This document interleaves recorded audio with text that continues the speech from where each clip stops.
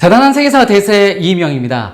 이번 시간 중국사로 돌아가고요. 중국사 다시 들어가면서 춘추 전국시대의 여러 가지 사건들 중에 아주 인상적인 인물, 인상여라는 사람의 이야기를 해볼까 합니다. 인상여라는 인물의 이야기가 꽤나 재미집니다. 한 2편 정도 나올 것 같은데 여러분들 좀 재밌게 봐주시기 바랍니다. 그러면 이제 춘추 전국시대로 들어가면서 이 중국사 초보자분들을 위해 춘추 전국시대를 좀 간략하게 설명해드리고 가보도록 하겠습니다.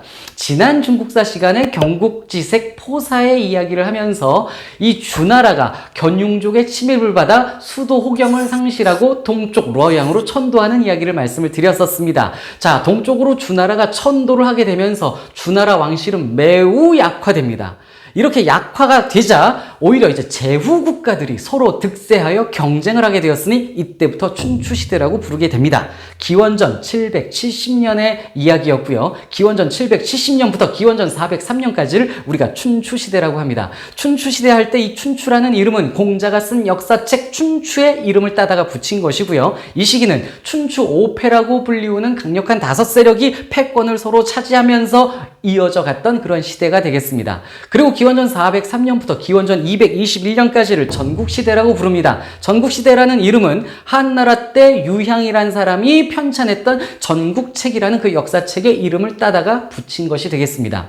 자, 이 전국시대에는요, 전국칠웅이라는 7개의 강력한 세력이 서로 경쟁을 했습니다. 물론 7개 나라만 있었던 것은 아니고 또 약소국들도 있었는데 아무튼 강력한 7개의 나라가 이끌어왔던 그런 시대가 전국시대가 되겠습니다. 그래서 엄밀히 따지면 춘추시대와 전국시대는 조금 다르게 구분이 되는 시기이기는 하지만 다 합쳐서 우리가 일반적으로 춘추전국시대라고 부르게 되고요. 이 춘추전국시대를 통일하는 것이 전국 칠웅 중에 가장 서쪽에 있었던 진나라가 되겠습니다.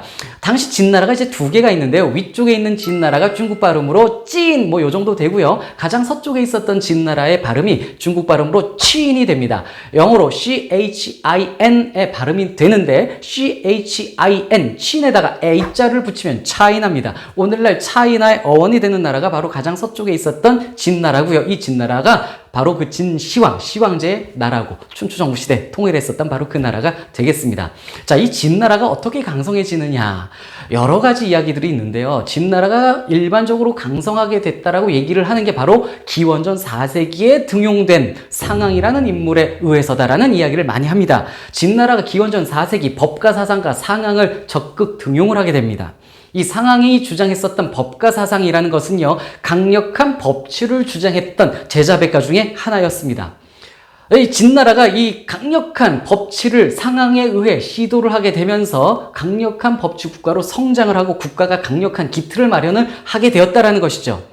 그리고 이렇게 강력해진 진나라는요, 이후 전국 칠웅들을 막 치면서 나중에 전국시대를 통일을 하게 되는데, 이 전국시대 통일하는 과정에 있었던 아주 큰 대표적인 전투가 장평전투 또는 장평대전이라고 부르는 바로 그 전투입니다. 진나라가 장평전투에서 조나라를 크게 무찌르게 되고요. 그러면서 이제 전국시대 통일에 기반을 마련했다, 이런 평가들을 흔히 합니다. 자, 그러면 그 진나라와 싸워서 패했다는 조나라 이야기로 들어가 보도록 하겠습니다. 바로 이 조나라 인물이 바로 인상여가 되겠습니다. 자, 그럼 인상여 얘기 들어가기에 앞서 잠시 시선을 초나라로 옮겨서 초나라의 화시벽이라는 보물 이야기를 하면서 출발을 해야 됩니다. 자, 초나라에 옛날에 변화라는 인물이 있었습니다. 이 인물이 우연히 옥의 원석을 발견하게 됩니다. 이 원석을 발견해서 이게 귀한 옥의 원석이라는 것을 이 사람은 안 거예요. 이걸 알아보고 당시 초나라 왕이었던 여왕에게 이 옥을 갖다 바칩니다. 왕이시여, 옥입니다. 갖다 바쳤는데 왕이 이걸 받아서, 왕은 모르죠, 이게 진짜 옥인지 아닌지 원석을 보고 모릅니다. 그래서 이거를 옥 세공 기술자에게 보여주면서, 자, 이거 옥이니? 가공할 수 있겠니? 이렇게 물어봤는데 이 세공 기술자가 이 원석을 못 알아본 겁니다. 전하, 이건 그냥 돌입니다. 이래버린 거예요. 그러자 왕이, 야, 너 감히 나를 속인 거야? 라며 변화라는 인물, 옥을 갖다 바친 변화라는 인물의 왼쪽 발을 절단해버립니다. 자, 그리고 세월이 흘러서 왕이 바뀝니다. 초나라의 왕이 무왕으로 바뀌었어요. 자, 왼쪽 다리를 잃었던 변화는 다시 이 옥을 가지고 무왕을 찾아갑니다. 왕이시여, 옥입니다. 이걸 본 무왕은 다시 다른 옥 세공 기술자를 불러서 이거 옥이래 가공할 수 있겠니? 그랬더니 이 세공 기술자도 옥인 걸 몰라보는 겁니다. 원석을 몰라보고 왕이시여 이거 그냥 돌인데요? 이런 겁니다. 그러자 무왕도 변화를 보고 네가 감히 나를 속여? 라며 이번에 오른쪽 다리를 절단해버립니다. 그래서 변화는 양쪽 다리를 모두 잃게 되고 그리고 집에 처박혀 이 옥의 원석을 끌어안고 날마다 울었습니다. 그리고 또 세월이 흘렀어요. 이 변화는 이제 밖에 나가지도 못해요. 다리가 없어서. 그래서 방에 맨날 처박혀서 이 돌을 끌어안고 울고 있었는데 이게 이제 소문이 난 겁니다. 변화라는 인물이 맨날 돌 끌어안고 울고 있다라고 했는데 자, 초나라 왕이 문왕으로 바뀌었습니다. 이 문왕이 그 변화가 맨날 돌을 끌어안고 울고 있다는 소문을 듣게 되고요. 신하를 보내서 그 변화를 궁궐로 불러들입니다. 자, 변화가 다시 옥 원석을 가지고 왔습니다. 왕이시여 옥입니다. 그랬더니 문왕이 이걸 다른 세공기술자에게 보여주며 자 이거 옥이래 가공할 수 있겠니? 그랬더니 이 세공기술자가 왕이시여 이건 진짜 귀한 옥입니다. 알아본 거예요. 그래서 이걸 쪼개서 옥을 그 원석에서 이제 꺼내 그래서 이걸 가공을 이제 하게 된 겁니다. 도장으로 옥새 같이 이제 만든 거예요. 자, 이 옥을 화씨벽이라고 부르게 됩니다. 화씨벽이라고 부르게 된 것은요, 화씨에서 그 화자가 변화, 그 사람의 이름, 화자를 딴 거예요. 그리고 벽은 옥벽자입니다. 구슬, 옥, 뭐 이런 의미를 담고 있는 한자죠. 그래서 화씨벽이라는 이제 보물이 탄생을 했는데, 이게 이제 세월이 흘러서 어찌 된 건지 이제 조나라 해문왕 손에 들어와 있었던 겁니다. 그러자 이제 그 조나라 해문왕이 옥을 갖고 있다는 소식을 듣게 된 진나라의 소양왕이 그 옥을 갖고 싶었던 겁니다. 화씨벽을 갖고 싶었던 거예요. 진나라는 당시 강대국이에요. 조나라는 진나라보다 약한 나라였습니다. 그래서 진나라 소양왕이 조나라 해문왕에게 그 옥 내놔라고 연락을 합니다. 그 옥 화씨벽 나한테 주면 내가 성 15개 돌려줄게. 옥 하나가 성 15개의 가치가 있다고 평가를 했었던 겁니다. 자, 성 15개랑 화씨벽 바꾸자! 그렇게 보물을 원했습니다. 진나라 소양왕이. 자, 조나라 입장에서 야, 이거 화씨벽을 줬다가는 그냥 뺏길 것 같은데? 이런 생각이 드는 거예요. 저 진나라가 진짜 성 15개를 우리한테 주겠어? 그런데 그렇다고 안 보낼 수도 없어요. 이걸 안 보냈다간 그냥 진나라가 쳐들어올 거 아닙니까? 진나라에 비해 약소국이었던 조나라 입장에서 이거 안 보낼 수가 없고 그게 고민이 되는 겁니다. 그래서 조나라의 해문왕이 환관 목현에게 의논을 합니다. 이거 어떻게 하면 되겠니? 그랬더니 환관 목현이 저의 사인 중에 뭐 이렇게 식객 같은 거예요. 저의 이제 그 아는 사람 중에 인상여라는 아주 지혜로운 자가 있으니 그에게 한번 물어보십시오. 이런 거예요. 자, 그래서 해문왕이 내가 왜 걔한테 물어야 되는데? 그랬더니 이제, 이 목현이라는 환관이 그 사연을 얘기합니다. 인상여가 얼마나 지혜로우냐, 이 말을 이제 전하면서 어떤 얘기를 하냐면은요, 사실 예전에 이 목현이라는 환관이 해문왕한테 잘못한 게 있었어요. 그래서 처벌을 받아야 돼요.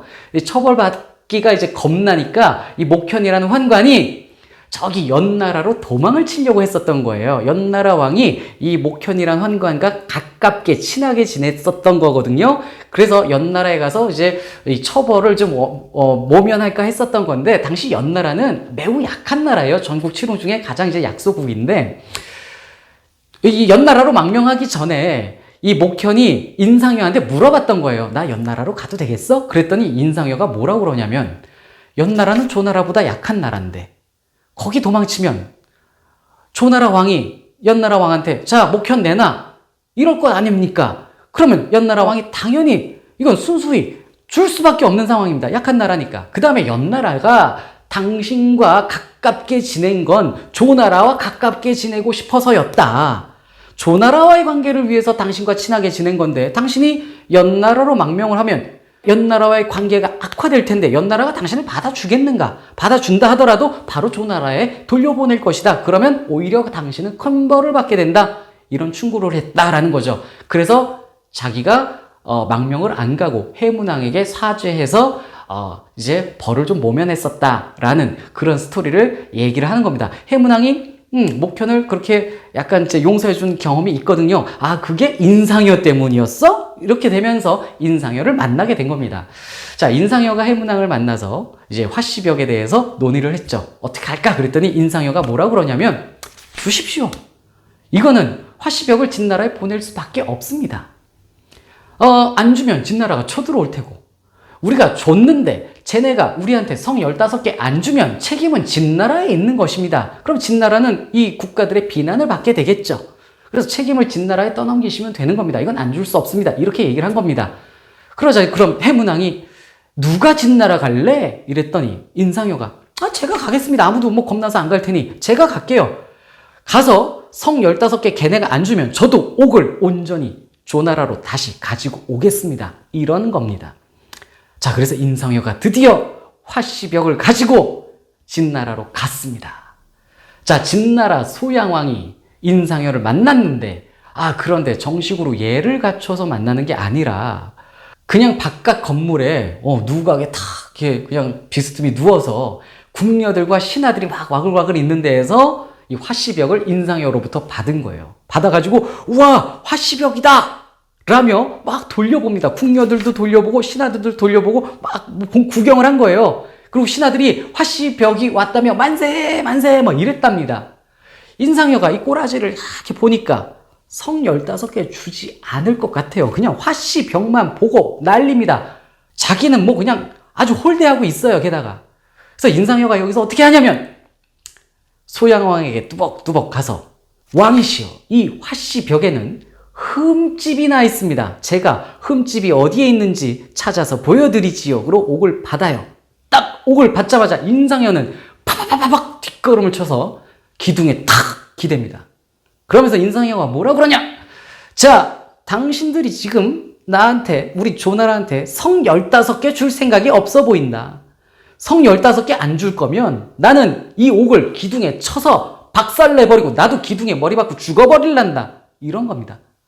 소양왕이 진짜 이 옥 박살 낼 것 같거든요, 제가. 그래서 알았어. 성 15개 줄게. 야, 지도 가져와봐. 그래서 지도 펼쳐놓고 야, 여기 자, 조나라 줄게 했는데 인상여가 딱 보니까 이거 다 뻥이에요.